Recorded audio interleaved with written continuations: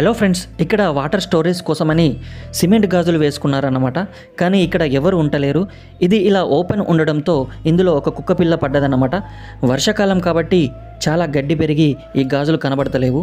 కొంచెం జాగ్రత్తగా ఉండండి. చిన్నపిల్లలు కూడా మన చుట్టుపక్కల తిరుగుతూ ఉంటారు.